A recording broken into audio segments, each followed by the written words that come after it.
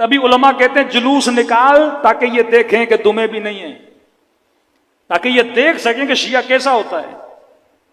کہ مولانا ایک گاؤں ہے 2 گھر شیعوں کے ہیں، کیا ضرورت ہے جلوس نکالنے کی؟ 50 گھر غیر شیعوں کے ہیں. یہ جلوس مارکیٹنگ ہے آپ کی، کہ جو اپنے بچے کو حسین کا نام نہیں سنانا چاہتا، ہم روڈ پہ نکل کے اس کے بچے کو حسین کا نام بھی سنائیں اور یہ بھی بتائیں کہ یزید کون تھا. یہ سینس اہل بیت نے تب دیا جب مارکیٹنگ، جب میڈیا کی کوئی وقت ہی نہیں تھی. یا آپ سمجھتے ہیں آپ کا مکتب صرف مجلسوں سے بڑا؟ نہیں، جلوسوں سے بڑا. کئی لوگ جلوسوں کی وجہ سے آئے، نام حسین سنا، محبت حسین دیکھی، آپ کی سبیلیں، آپ کا نظر، آپ کا نیاز. الناس عبید الاحسان، انسان احسان کا بندہ ہے. جو حسین کا نیاز کھائے گا وہ کبھی حسین کی نمک حرامی نہیں کرے گا. جب کیوں کا شربت نہ پیو، نیاز نہ کھاؤ، مجلسوں میں نہ جاؤ. ابھی تو میں ٹک ٹاک والے مفتی صاحب کو سن رہا تھا، اب پہلے کافر بولا، مجلسوں میں نہ جاؤ، اب یہ نہج آئی ہے، کہتے ہیں بھائی بحث نہیں کرو شیعوں سے، بس بولو آپ جو کر رہے ہو صحیح ہو، ہم جو کر رہے ہیں. اب یہ نوبت آئی ہے. ان کو پتا ہے بحث کریں گے جواب تو ہے ہی نہیں، کیونکہ اتنے سوال ان کے اپنوں نے کھڑے کر دیے. اب کہتے ہیں جو ملے اسے بولو بھائی آپ ماتم کر رہے ہو، کرو جو کرتے ہو کرو، ہمیں کیوں بولتے ہو؟ ہم اپنی جگہ خوش، تم اپنی جگہ خوش. اے کاش یہ تم 20 سال پہلے بولتے ہیں نا، تم اپنی جگہ خوش، ہم اپنی جگہ خوش. 40 سال پہلے بولتے ہیں نا، پہلے پتھر مارے، پھر گولیاں ماری، پھر بموں سے مارا کہ یہ مجلس نہ کرے. اب یہ نوبت آئی، ان کے بچے سوال کر رہے ہیں، کیونکہ یہ مکتب ہے. یہ ٹریننگ کیوں دی؟ جلوس کا مطلب کیا ہے؟ تاکہ گلی گلی جاؤ، نام حسین جو نہیں بھی سننا چاہتا اس کے کان میں حسین کا نام ٹکرائے.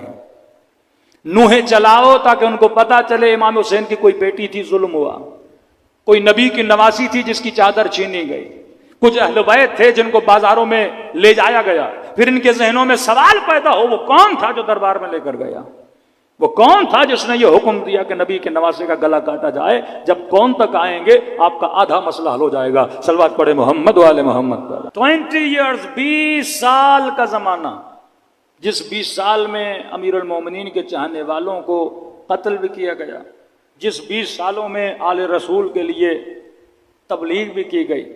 اب جو مضبوط ترین حاکم بنو امیہ میں معاویہ کے بعد اگر کوئی حاکم آیا ہے وہ عبد الملک مروان ہے، جو مقتدر ترین حاکم گزرا ہے. اگر خلفائے اسلامی میں دیکھیں سب سے طاقتور حاکم، یہ بہت تیز تھا، یہ بہت ہوشیار تھا.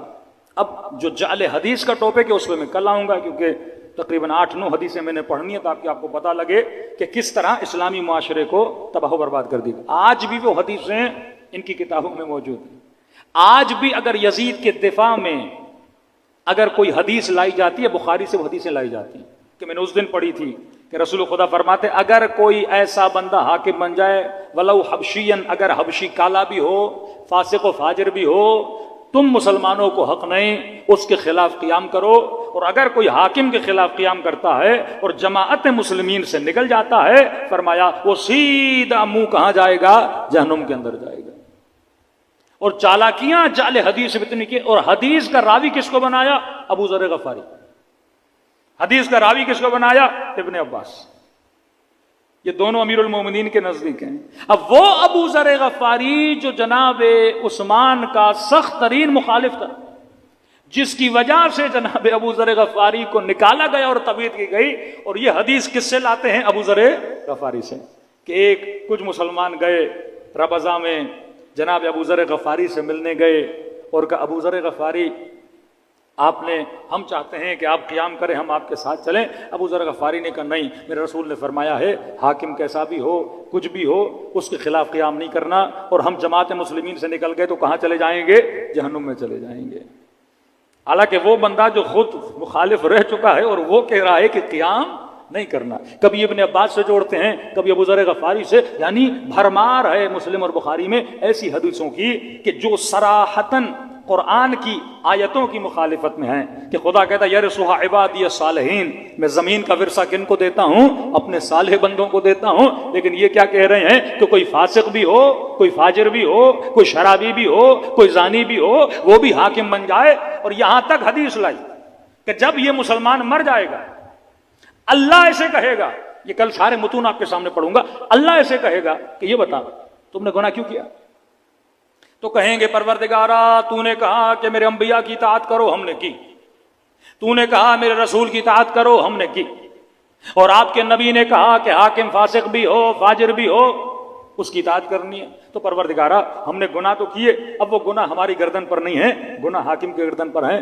تو کہتے ہیں اللہ اس وقت کہے گا اچھا چلو یہ بات صحیح ہے، ان کو جنت میں لے جاؤ۔ مطلب اللہ کو بھی پتہ نہیں ہوگا، یہ اللہ کو سمجھائیں گے کہ آپ کے نبی نے یہ کہا ہے، اور اللہ ان کو کہے گا کہ آپ جنت میں چلے جاؤ۔ مطلب امت نے حاکم کے کہنے پر جتنے گناہ کیے امت بری و ذمہ ہے، جس طرح آج کل مسیحی کہتے ہیں حضرت عیسیٰ سولی پہ چڑھ گئے اور جتنے ہم گناہ کریں گے عیسیٰ وہ سزا جو ہے ساری بھگت کے گئے ہیں، اور ہم سارے حضرت عیسیٰ کی وجہ سے کہاں جائیں گے؟ جنت میں چلے جائیں گے۔ تبھی امت میں یہ احساس ہی پیدا نہیں ہوا کہ ہم نے خلیفے کے خلاف اٹھنا ہے، یا ہم نے بادشاہ کے خلاف اٹھنا ہے، یا ہم نے کبھی ٹوکنا بھی ہے، یا ہم نے کبھی مخالفت بھی کرنی ہے، یا ہم نے کبھی اس کے فسق و فجور پہ بات کرنی ہے۔ پھر کہتے ہیں ان حدیثوں کی روشنی میں حسین ابن علی کو قیام نہیں کرنا چاہیے تھا۔ جب اصحاب رسول مدینے میں خاموش تھے، پھر ہم سوال کر سکتے ہیں نا واقع ہررا کیوں ہوا؟ مولا حسین شہید ہو گئے، پھر رسول کا صحابی شام جاتا ہے، یزید کی حرکتوں کو دیکھتا ہے، پھر شام سے واپس مدینے آتا ہے، پھر مدینے والوں کو کہتا ہے کہ جو حسین کہہ رہے تھے وہ صحیح تھا۔ پھر یہاں پہ امام زین العابدین ان کا پھر ساتھ نہیں دیتے۔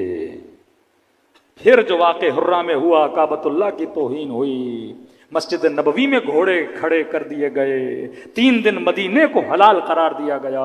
اس وقت بھی کردار امام زین العابدین کہ آل مروان کو اس وقت اگر پناہ لینی پڑی تو امام زین العابدین کے گھر میں لینی پڑی۔ صلوات پڑھے محمد و آل محمد۔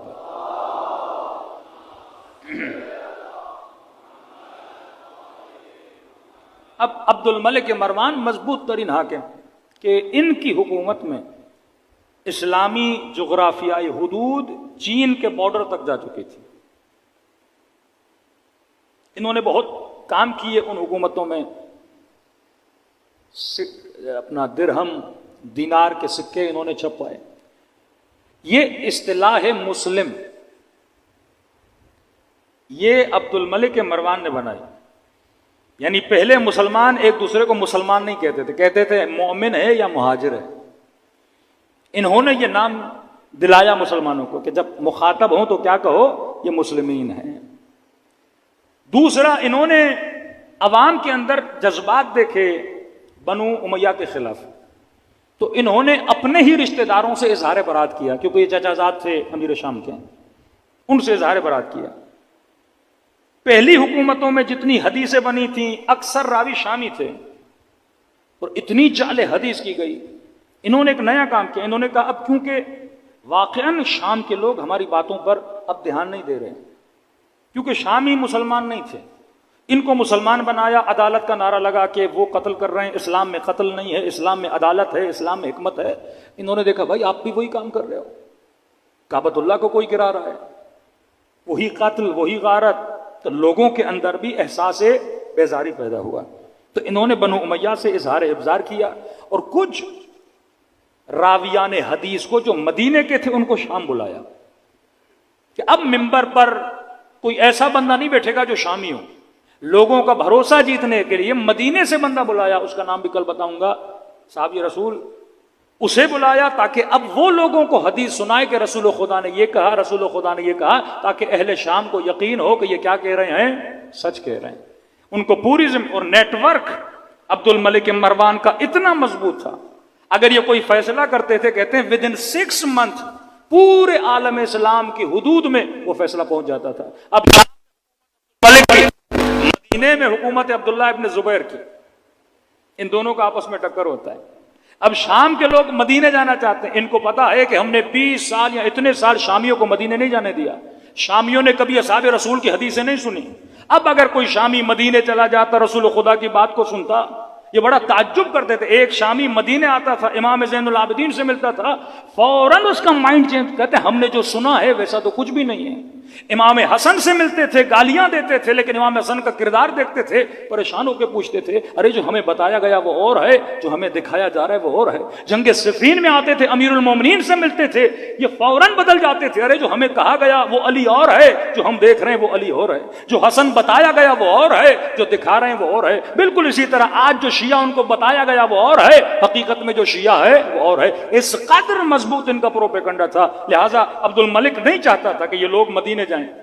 تو کہتے ہیں ایک حدیث اس نے بنوائی، جعلی حدیث، کسی نے حدیث بنائی کہ رسول خدا نے فرمایا کہ صرف 3 مسجدیں احترام والی نہیں ہیں، مسجد اقصیٰ کا بھی بہت بڑا احترام ہے، اور فرمایا جب نبی معراج پر گئے تھے تو اس پتھر پہ پاؤں رکھ کے گئے تھے، جو پتھر کہاں ہے؟ مسجد اقصیٰ میں ہے، اور اس پتھر کی عبادت کرنا بالکل ایسے ہے جیسے خانہ خدا کی طواف کرنے عبادت کرنا، تاکہ یہ شامی مدینے نہ جائیں۔ یہ سارے شامی کہاں جاتے تھے؟ فلسطین جاتے تھے، صرف اس نیت سے کہ اگر ہم مکے نہیں جا سکتے تو وہی ثواب ہم کہاں کمانے جائیں؟ ہم فلسطین میں کمانے جائیں۔ صلوات پڑھے محمد و آل محمد پر۔